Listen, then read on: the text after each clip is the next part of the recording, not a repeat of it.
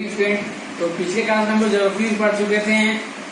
One एवं वन्य जीव संसाधन के बारे में हमसे पढ़ चुके थे और उसके बारे में हम लोग पढ़े थे क्या कि कौन सा प्रजाति लुप्त होने वाला है या कौन सा प्रजाति लुप्त होने के कगार पे है। ठीक है, तो इसमें क्या करना है, हम लोग को इससे आगे बढ़ना है।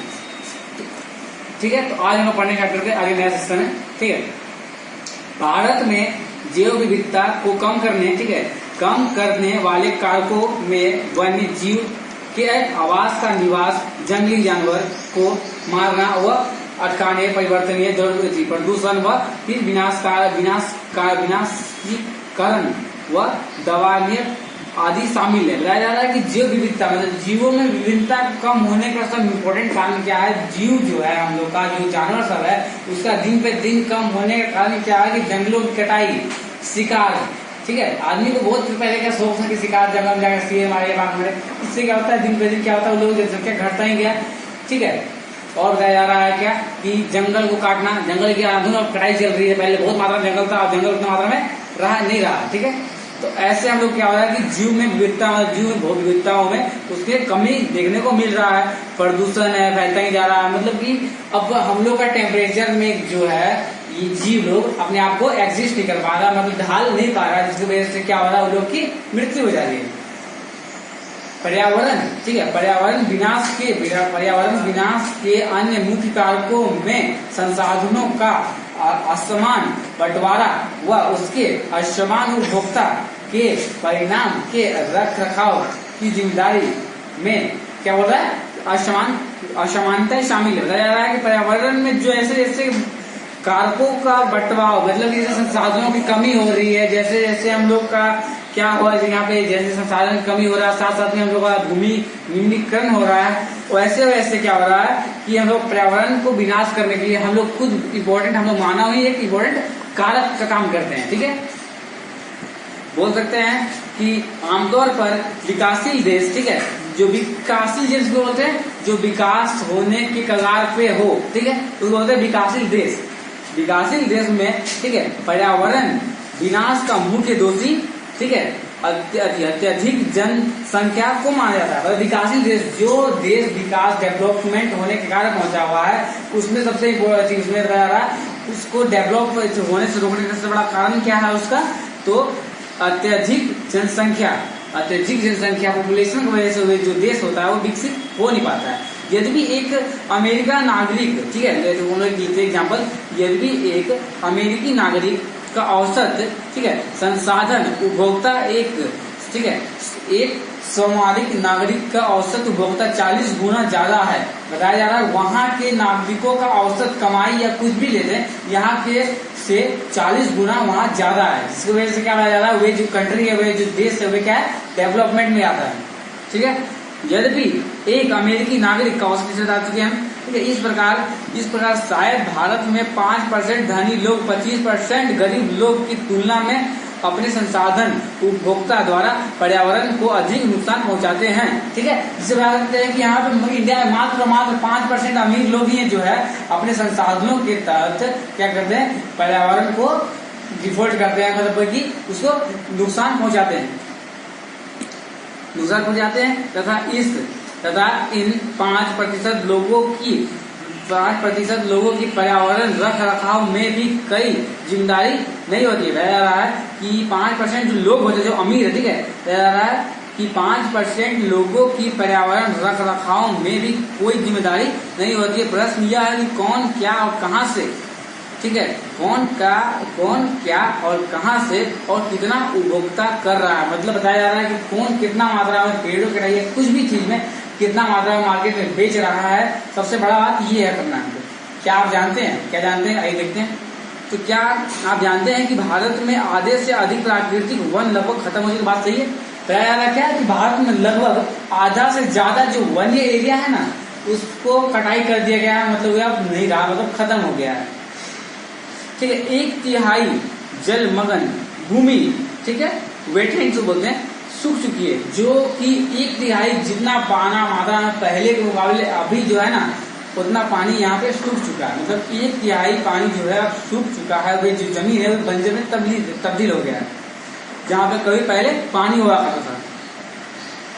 70% भारत तलीय जल क्षेत्र प्रदूषित हो चुका है। बताया 70% भारत तलीय जलीय क्षेत्र, मतलब कि इतना अधिक परसेंट, मतलब 70% जो है, जो कि आसपास में वाटर बॉडी जो है, जिसे गंगा बोल सकते हैं, बहुत मात्रा में वो प्रदूषित हो चुकी है। पहले क्या होता है, शुद्ध गंगा माना था, अब क्या होती है कि बहुत ज्यादा प्रदूषित हो चुकी है, जिसको हम लोग क्या करते हैं 70% भारत तलीय जलीय क्षेत्र क्या होता है, वो भी क्या हुआ है, प्रदूषित हो चुका है। और 40%, ठीक है, मेगावाट क्षेत्र लुप्त हो चुके हैं, मतलब कि 40% जंगल भी जो है अब पहले थे, अब यहाँ पे कोई जंगल नाम कोई चीज नहीं है।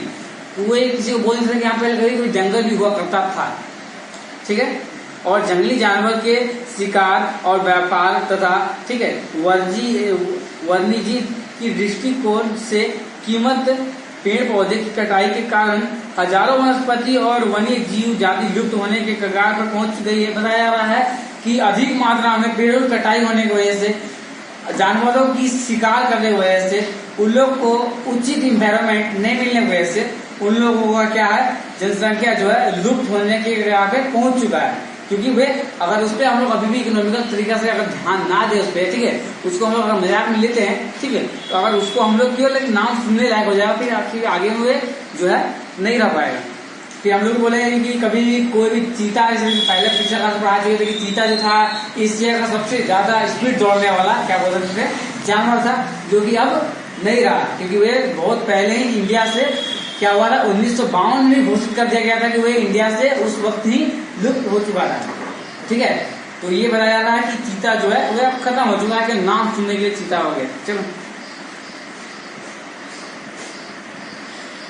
क्रियाकलाप बता रहा है, क्या आप अपने आसपास के ऐसी गतिविधियां देखी है जिसकी जैव विविधता कम हो रही है, इस पर आप एक टिप्पणी लिखे और इस गतिविधियां को कम करने का उपाय लिखे। मतलब ये बताया है कि खुद से आपको जो आपको दिख रहा है उसके बारे में आप लिखे और बताइए, ठीक है। तो वनों एवं वन्य जीव का विनाश, ठीक है, मात्र जीव विज्ञान का विषय ही नहीं, ठीक है, जैव संसाधनों का विनाश सांस्कृतिक विविधता के विनाश से भी जुड़ा हुआ है। जैव ये मतलब कि वन एवं वन्य जीव, मतलब कि जंगल और जंगली जानवर का विनाश होना, मतलब कि खत्म होना एक चिंताजनक बात है। बात सही है, केवल विज्ञान के लिए ही नहीं बल्कि और संस्कृति संसाधन, जीव संसाधन, मतलब कि जीव संसाधन मतलब कि क्या बोल सकते हैं हम लोग कि हम लोग के लिए भी एक बहुत बड़ा बात है, मतलब एक बहुत बड़ा शर्मदायक बात है कि जो दिन ब दिन घटता ही जा रहा है।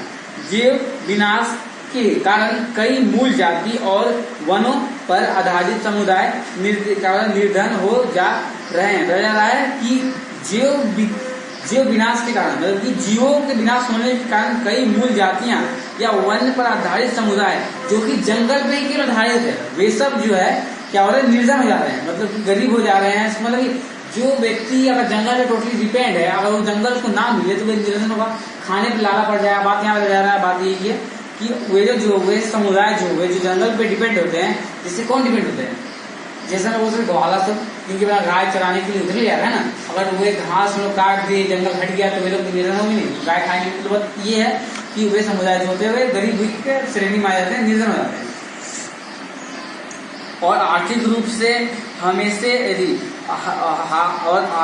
से हंसिए पर, ठीक है, पहुंच गए हैं यह समुदाय खाने पीने और, ठीक है, औषधि संस्कृति, ठीक है, अत्यधिक आदि के लिए वनों एवं वन्य जीवों पर निर्भर है। बताया जा रहा है कि जनरली हम बोल सकते हैं कि वे सब जो व्यक्ति हैं वे अधिकतर यहाँ पे जंगल पे ही रिलेटेड है। क्यों? क्योंकि वहां से वे खाना लेते हैं, औषधि लेते हैं, खाने में हर एक चीज वे जंगल पे ही डिपेंड होते हैं। गरीब बताया जा रहा है कि गरीब वर्ग जो गरीब समुदाय के जो लोग होते हैं, गरीब वर्ग में भी महिलाएं पुरुष की तुलना में अधिक प्रभावित होती है। बात सही है, पुरुष की अपेक्षा महिलाएं को बहुत ज्यादा झेलना पड़ता है, क्योंकि वही लोग क्या होता है कि जंगल पे जाके चलावन की लकड़ी लाती है, बहुत मात्रा में जंगल पे वे लोग डिपेंड रहती है। कई समाजों में खाना, चारा, ठीक है, जल और अन्य आवश्यकता की वस्तु को इकट्ठा करने की मुख्य जिम्मेदारी महिलाओं को ही होती है। बात सही है, खाना के लिए कहाँ से लाना है, चारा कहाँ से लाना है, जल कहाँ से लाना है, जलावन की लकड़ी कहाँ से लाना है, ठीक है, ये सब सारी वस्तुओं का इकट्ठा करने की जिम्मेदारी किसको रहती है, तो हम लोग घर के महिलाओं की रहती है। कि इसलिए बताया जा रहा है यहाँ पर कि पुरुषों की तुलना में महिलाओं को ज्यादा जिम्मेदारी वन के प्रति होती है। चलिए, जैसे ही इस संसाधनों की कमी होती जा रही है, जैसे जैसे जा रहा है संसाधन घटता ही जा रहा है, मतलब कमी होता ही जा रहा है, महिलाओं पर कार्य का जो भार है वो बढ़ता ही जा रहा है। मतलब जैसे जैसे जंगल कटाई होती जा रहा है, ठीक है, तो वैसे वैसे जो महिला है जो कि गरीब वर्ग से जो रिलेटेड है उस पर प्रेशर बढ़ता ही जा रहा है। जो कि पहले क्या होता था कि वे अपना घर से निकली और 1 किलोमीटर चली तो जंगल आ गया, वहां से हर जलावन का चीज खाने पीने का, इसी क्या दिन पे दिन क्या होता है कि कटाई होती है जा रहा है, जंगल दूर दूर से आ रहा है। एकदम ऐसा है कि 10 किलोमीटर दूर सफर करके वे औरत महिलाएं जो है वही जलावन की लकड़ी और खाने पीने का व्यवस्था कर दी है, जिससे क्या हो रहा है, तो दिन पे दिन जो है महिलाओं पे वे कष्ट का सामना करना पड़ रहा है, एक संकट बना हुआ है, ठीक है। और कई बार तो महिलाओं पर कार्य का भार बढ़ता जा रहा है, और कई बार तो उनको संसाधन इकट्ठा करने के लिए होता है, कई बार उनको संसाधन लकड़ी के लिए संसाधन इकट्ठा करने के लिए कम से कम 10 किलोमीटर से भी अधिक पैदल चलना पड़ता है। मतलब घर से हम निकले लकड़ी के लिए, खाना पीने के लिए, जंगल के लिए, ठीक है, तो वे लोग क्या करना पड़ता है, 10 किलोमीटर से ज्यादा चलना पड़ता था कभी कभी, ठीक है। ऐसा क्यों हुआ, दिन पे दिन हम लोग क्या करें, जंगल की कटाई करने की वजह से ऐसा प्रॉब्लम क्रिएट हो रहा है, ठीक है। इससे उन्हें गंभीर स्वास्थ्य समस्या झेलने पड़ सकती है। बात ये इतना लंबा रास्ता तय करने से क्या हो सकता है कि एक दिन में 10 किलोमीटर चल के जाना, 10 किलोमीटर चल के आना, जिसकी वजह से क्या हो सकता है, उससे स्वास्थ्य में प्रॉब्लम हो सकती है, ठीक है। इससे उन्हें गंभीर स्वास्थ्य समस्या झेलनी पड़ती है। काम का स्थिति बता रहा है, काम का समय बढ़ने के कारण घर और बच्चों की अपेक्षा होती है, जिससे गंभीर सामाजिक, ठीक है, दुष्परिणाम हो सकती है। वैसे बताया था कि इतनी लंबी मात्रा में एक दिन में 20 किलोमीटर तय करना, उसके स्वास्थ्य में प्रॉब्लम, साथ साथ में खान पान में प्रॉब्लम, ठीक है। तो दिन पे दिन क्या हो रहा है, तो हम लोग पेड़ पौधे की कटाई कर रहे हैं या फिर हम लोग जो संसाधनों का दुरुपयोग कर रहे हैं, ठीक है। इससे क्या हो रहा है, हम लोग महिलाओं जो है, ये गरीब वर्ग से जो रिलेटेड है, ठीक है, वे सब में उन लोग को ज्यादा झेलना पड़ रहा है, और आने वाले समय में इसका प्रभाव जो है और डबल हो सकता है। बता रहा है कि जिसके गंभीर सामाजिक दुष्प्रभाव, ठीक है, वन कटाई के पोषण परिणाम से जैसे सूखा और बाढ़ भी गरीबी तबके के सबसे अधिक प्रभावित करता हूँ। कभी का ऐसा होता है कि कोई भी छोटे छोटे गरीब होते हैं, कभी किसान हो गया, उसके अगर खेत में सूखा पड़ गया या फिर वो क्या हुआ, बाढ़ आ गया, जिसकी वजह से क्या होगा, टोटली फसल जो है वो खराब हो जाता है, ठीक है। जिससे क्या होता है, उसको उस पूरे साल झेलना पड़ेगा, ठीक है। लेकिन इस स्थिति में गरीबी पर्यावरण निम्नीकरण का सीधा परिणाम होता है। इससे क्या होता है, जितना गरीब था उससे ज्यादा गरीबी का सामना करना पड़ता है। जिससे पहले क्या होता था कि खाने में कुछ भी खाता था, उसका खेत में क्या हो रहा कि खेत में अगर सुखाड़ पड़ गया या पानी का अधिक मात्रा हो गया तो क्या होगा, जो रोपा था वो डिस्ट्रॉयड हो गया, मतलब क्या खत्म हो गया, जिसकी वजह से उसको कई दिन भूखा भी रहना पड़ता है, जिससे गरीबी जो है वो बढ़ता ही जाता है। भारतीय उपमहाद्वीप, इस स्थिति में गरीबी पर्यावरण निम्नीकरण का सीधा परिणाम पड़ता है। भारतीय उपमहाद्वीप में वन एवं वन्य जीव, ठीक है, वन्य जीवन मानव जीवन के लिए बहुत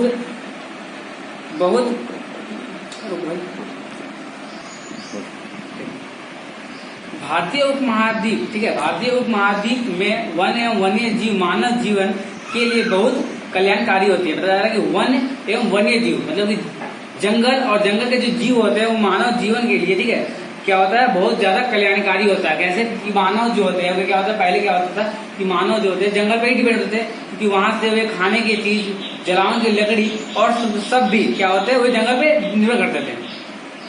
अतः यह आवश्यक है कि वन एवं वन्य जीव को संरक्षण के लिए सही नीति अपनाई जाए। जैसे कि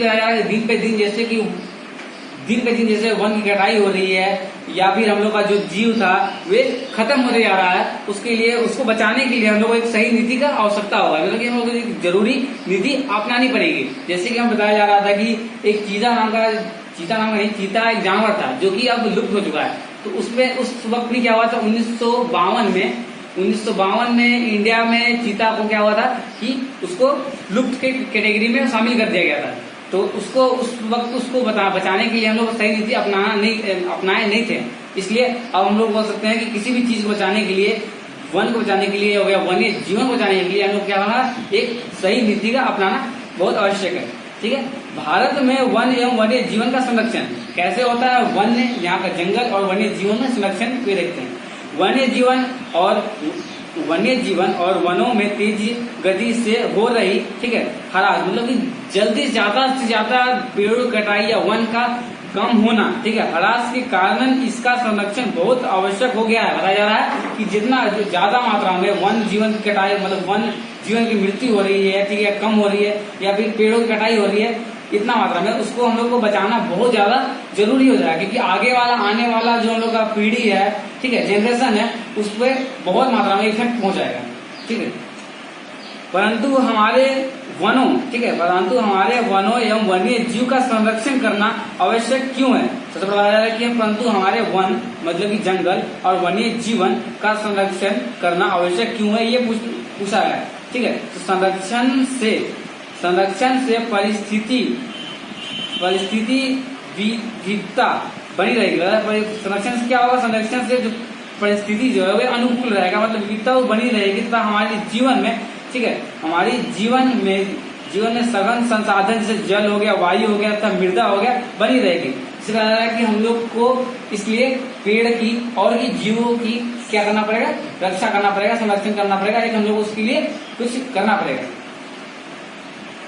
यह विभिन्न जातियों में बेहतर जन के लिए क्या होता है, वनस्पति और पशुओं में जिस विविधता को भी संरक्षित करती है। बताया जा रहा है कि इसी वजह से क्या होगा, पेड़ों को हम लोग अधिक से अधिक मात्रा में बचाएंगे तो अधिक से अधिक मात्रा में उससे क्या होगा, तो जंतु लोग भी उसमें रहेंगे और साथ साथ में वनस्पति का भी विकसित होगा, वनस्पति जो होता है वो भी वहां पाई जाएगी, विकसित होगी।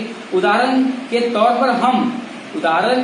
पर हम कृषि में अभी भी, ठीक है, परंपरागत फसल पर निर्भर करते हैं। बात सही है। अभी उदाहरण के लिए हम लोग क्या करते हैं, कृषि जो होते हैं, किसान जो लोग होते हैं, अभी भी फसल अपने खेतों में क्या करते हैं, परंपरागत तरह से, मतलब हर एक प्रकार से अपना खेती कर रहे हैं। जलीय जीव विविध, ठीक है, मोटे तौर पर मछली पालन, मत्स्य पालन बोलते हैं, मछली पालन बनाए रखने के लिए निर्भर होता है। कि जलीय जीव को बचाने के लिए अधिक मात्रा में क्या होता है, छोटे से बाण लगा के उसमें क्या होता है, मत्स्य पालन करते हैं। ठीक है, तो इससे होता है 1960 और 1970 के दशकों के दौरान पर्यावरण संरक्षणों में राष्ट्रीय वन्य जीव सुरक्षा कार्यक्रम की, ठीक है, पुनर्जोर मांग की गई। 1960 से 1970 के दशकों में क्या हुआ था ना, कि उस दशकों में के दौरान पर्यावरण संरक्षणों में राष्ट्रीय वन्य जीव संरक्षण कार्यक्रम को एक क्या हुआ, एक कार्यक्रम है जिसका क्या हुआ मांग उस वक्त वहां के व्यक्ति लोग या लोग हम लोग किए थे उस वक्त। ठीक है, भारतीय वन्य जीव संरक्षण अधिनियम 1972 लागू की। बहुत बड़ी ये बात है कि भारतीय वन्य जीव अधिनियम 1972 कब लागू किया गया था, तो 1972 में लागू किया गया था। मतलब है कि उससे पहले जीव को, अगर कोई भी जीव को मार देते थे तो उसके लिए हम लोग केस नहीं करना, मतलब केस नहीं हुआ या कुछ भी नहीं हुआ। बट अब क्या हुआ, 1972 में एक नियम लग गया, तो क्या हो जाएगा, भारतीय वन्य जीव रक्षण अधिनियम लग गया, जिसकी वजह से हम लोग किसी भी पेड़ पौधा, कोई भी आरक्षित चीज को काट नहीं सकते, जंगल को काट नहीं सकते, या फिर उसको क्या है, कोई भी हम लोग जानवर को उसको मार नहीं सकते, शिकार कर नहीं सकते इसके अंतर्गत। ठीक है, तो ये सबसे बड़ा सरकार का वहां पे कदम था, जो कि बहुत फायदा किया आज तक, जिनमें वन्य जीव, ठीक है, जिनमें वन्य जीवों को आवास रक्षक, ठीक है, रक्षण के अकेले, ठीक है, जिसमें वन्य जीव के आवास रक्षण के अकेले प्रावधान थे। मतलब इसमें वन्य जीव मतलब कि जो जंगली जानवर जो होते हैं उसके आवास, मतलब उसके रहने के लिए सबसे बड़ा कदम ये सरकार ने उठाया है। मतलब कि ये जंगल को आरक्षित कर दिया गया था, तो उसमें आरक्षित की घोषित कर दिया गया, उसमें कोई घुसेगा नहीं। ठीक, सारे भारत में रक्षित जातियों की सूची भी प्रकाशित की गई। मतलब हर एक भारत को क्या हुआ, लिस्ट निकाला गया कितना मात्रा, हर एक जगह की सारे भारत में रक्षित जातियों की सूची प्रकाशित की गई। मतलब कौन सी जाति या कौन सा जीव जाति जो है वे रक्षित, मतलब इसको हम लोग सेफ कैटेगरी में लाए, मतलब उसको हम लोग बचाएं, उसको एक लिस्ट निकाला गया उस पर। ठीक है, इस कार्यक्रम के तहत बची हुई संकटग्रस्त जातियां, जो कि संकटग्रस्त क्या बोले, जो कि विनाश होने की कगार पर, जो कि विलुप्त होने की कगार पर संकटग्रस्त श्रेणी में आए थे, उसके तहत क्या है, इस कार्यक्रम के तहत बची जो भी बचा हुआ है, बहुत कम मात्रा में जो भी संकटग्रस्त जाति जो भी विलुप्त होने कगार पे है, ठीक है, संकटग्रस्त जातियों के बचाव पर, ठीक है, शिकार प्रबंधित, शिकार प्रतिबंध पर, ठीक है, मतलब शिकार को रोकना, शिकार जो किया जा रहा है वहां शिकार को रोकना, शिकार प्रतिबंध, वन्य जीव आवासों का कानूनी रक्षण तथा जंगली जीव का व्यापार पर रोक लगाया गया। वही बात किया गया कि सरकार जो था वो सबसे बड़ा कदम उठाया क्या कि कोई भी किसी भी तरह से जंगली जानवर का शिकार नहीं कर सकता, या भी उससे शिकार से व्यापार जो होता, पहले क्या होता है कि हाथी को मार के हाथी का दांत का बहुत बड़ा व्यापार होता है, शिकार क्या होता है शेर को मार के शेर का छाला बेचता है, चढ़ा बेचता है। तो सरकार जो थे इसके एक कानून लगाए, जो संकटग्रस्त जाति को बचाने के लिए एक कानून लगाया, एक नियम लगाया कि उसको क्या सेपरेट क्या बोल सकते हैं, सेपरेट एरिया दिया गया, सेपरेट उसको जगह दिया गया जिसमें आप रहिए। जैसे कि हम बोल सकते हैं ये बंगाल में भी है ना जंगल, बंगाल के लिए ये तो बोल रहे थे कि ये क्या हुआ तो सरकार जो थे इस सब में बहुत मात्रा में अहम कानून और इस सब में लॉ बनाए आदि प्रबल जोर दिया गया। मतलब इस सब में रोकथो और इस सब जो जीव का मृत्यु हो रहा था या जो जीव का व्यवहार हो रहा था, ठीक है, वे सब में रोकने के लिए सरकार ने एक नियम बनाया, उसके लिए रोक के लिए प्रबल जोर दिया गया था। तत्पश्चात केंद्र सरकार पर कई बार केंद्र सरकार पर कई बार सरकारों के राष्ट्रीय उद्यान व वन्य जीव पशु विभाग, ठीक है, पशु विभाग का स्थापना किया गया। बताया गया कि उस वक्त क्या हुआ कि जगह जगह पर पशु विभाग का स्थापना किया गया कि वे इस अंतर्गत इस एरिया में इतने पशु को वे देखेगा, यहाँ इस एरिया में कितना पशु क्या है उस पर रिपोर्ट तैयार करके रखिएगा। हर जगह हर पशु विभाग को बैठाया गया, स्थापित किया गया, ठीक है, जिसके बारे में आप पहले पढ़ चुके थे, हम पहले भी जान चुके थे। केंद्र सरकार ने कई परियोजनाएं की भी घोषणा की जिसके उद्देश्य गंभीर खतरे में पेड़ कुछ विशेष वन्य प्राणियों को रक्षण प्रदान करने में कुछ लिस्ट निकाला गया जो कि खतरे के कगार पे, जो कि विनाश होने के कगार पे है, उसको बचाने के लिए, ठीक है। इस प्राणियों में बात की जाए, सबसे बड़ा बात इस प्राणियों में आता है बाघ आता है, एक सींग वाला गेंडा आता है, कश्मीरी हिरन आता है, तथा क्या बोलेंगे कि हंगुल, 3 प्रकार के मच्छर, ठीक है, जो स्वच्छ जल मगरमच्छ या लवणीय जल मगरमच्छ, मतलब साफा जल मगरमच्छ जो होता है, या लवण जल मगरमच्छ, या फिर घड़ियाल, एशियाई शेर और अन्य प्राणी शामिल है। मतलब ये सब जो प्राणी रह रहा है, ये सब जीव रह रहा है, ये सब को सरकार जो है बहुत इंपॉर्टेंट चीज रखा गया, मतलब ये सबको बचाने के लिए अलग अलग तरह का नियम लगाया गया, अलग तरह का कुछ बैठाया गया उसके लिए, ठीक है। इसके अतिरिक्त कुछ समय पहले भारतीय हाथी, काला हिरन, ठीक है, काला हिरन, चिकारा, भारतीय गोडवान और हिम तेंदुआ आदि के शिकार और व्यापार पर संपूर्ण तथा आंशिक प्रतिबंध लगाकर कानूनी रक्षण दिया है। मतलब ये सब जो शिकार हुआ था, माल के लोग का व्यापार जो होता बाहर देश में बेचा जाता है चमड़ा, वो सब पे संपूर्ण तरीका से रोक लगाया गया, पूरे कानूनी लागू कर दिया गया कि ये सबको नहीं करना है, ठीक है। आजकल बोल सकते हैं आजकल संरक्षण परियोजनाएं जैव विविधताओं पर केंद्रित है। मतलब आजकल जो संरक्षण परियोजना है क्या है, जीव अलग अलग जीव पे विकसित, मतलब अलग अलग जीव पे क्या है केंद्रित है, ना कि उसके विभिन्न घटकों पर संरक्षण के विभिन्न तरीकों की गहन से खोज की जा रही है। बताया कि अब कौन सा किस एरिया में संरक्षण की जरूरत है या कौन सा जानवर को बचाना है, उसमें अभी भी काम चल रहा है कि कौन सा एरिया, अभी कौन सा जानवर जो है लुप्त होने पुकार रहा है, उसका रिपोर्ट अभी भी तैयार किया जा रहा है, तरह की खोज की जा रही है। संरक्षण नियोजन, मतलब संरक्षण नियोजन, ठीक है, नियोजन में कीटों को भी महत्व मिल रहा है। मतलब कि संरक्षण बचाव के लिए भी एक छोटा कीट को भी बचाने के लिए एक उसको भी इम्पोर्टेंट उस तरीका बताया जा रहा है वहां पर। वन्य जीव अधिनियम जो है 1980 से 1986 के तहत सैकड़ों तितलियों, ठीक है, सैकड़ों तितलियों, पतंगों, भींगों और एक ड्रैगन फ्लाई को भी क्या हो रहा है, संरक्षित जाति में शामिल कर दिया गया। 1980 से 1986 के बीच जो रिपोर्ट बनाया गया इसके तहत बताया गया कि तितली को भी शामिल किया गया, ड्रैगन फ्लाई को भी शामिल किया गया, पतंगों को, पतंगों को भी शामिल किया गया। मतलब ये सब यह लुप्त होने के करीब पहुंच रहा था, इसको भी संरक्षित करने के लिए एक नियम बनाया गया, शामिल कर लिया गया। मतलब इसको संरक्षण श्रेणी में उसको शामिल कर लिया गया। 1991 में पौधे की भी 6 जाति, ठीक है, पौधे की भी 6 प्रकार की जो जाति होती है, 6 जातियां पहली बार इस सूची में रखी गई। मतलब कि 1991 में भी 6 प्रकार के पौधों को भी संरक्षित सूची में डाल दिया गया। इसको संरक्षित हो गया है, इसको काटेंगे तो आप पे कानूनी कार्रवाई किया जाएगा, उसको क्या जाएगा, संरक्षित सूची में डाल दिया गया। तब तो 1991 में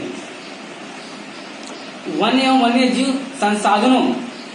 एवं वन्यजीव संसाधनों के प्रकार और वितरण, ठीक है।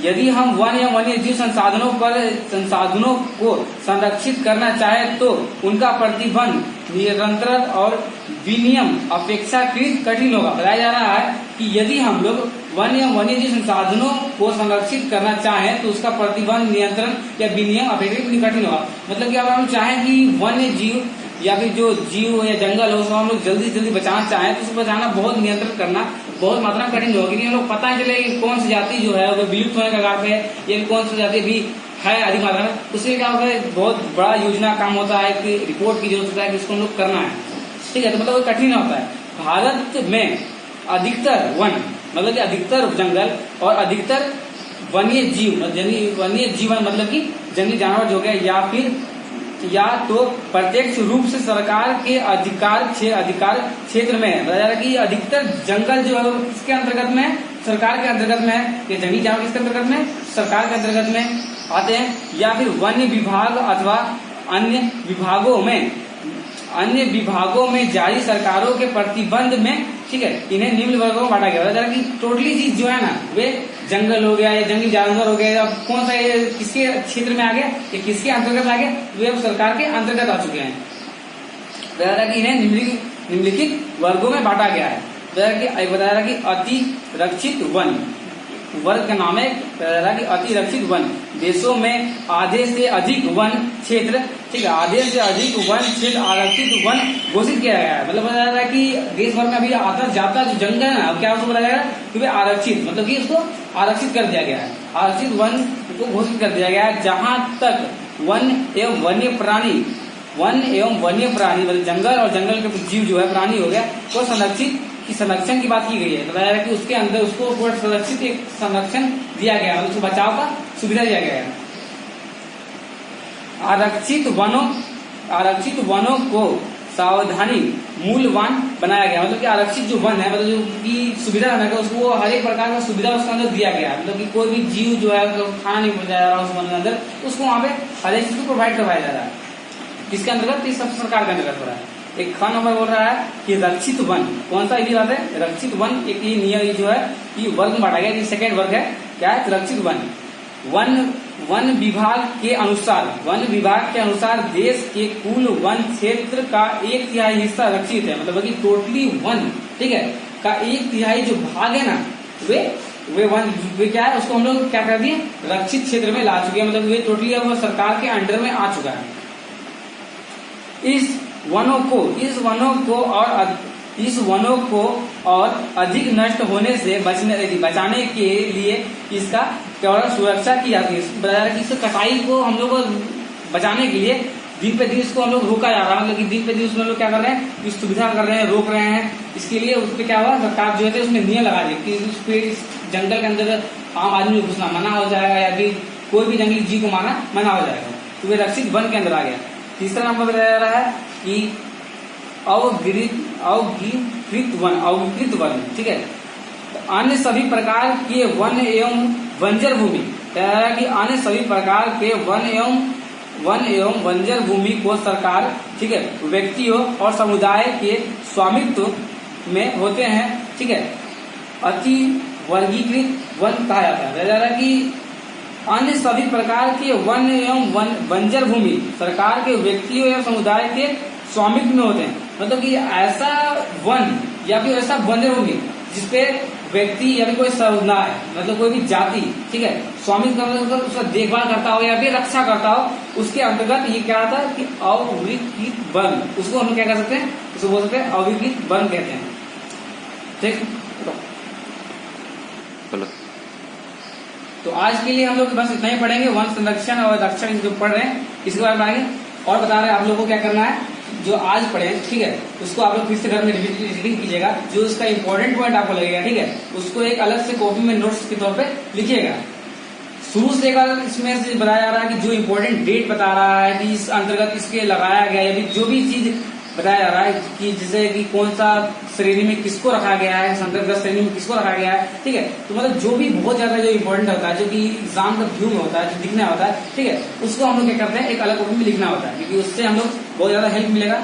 और इसको आप लोग ज्यादा पढ़िए और बताया जा रहा है बस आज के लिए।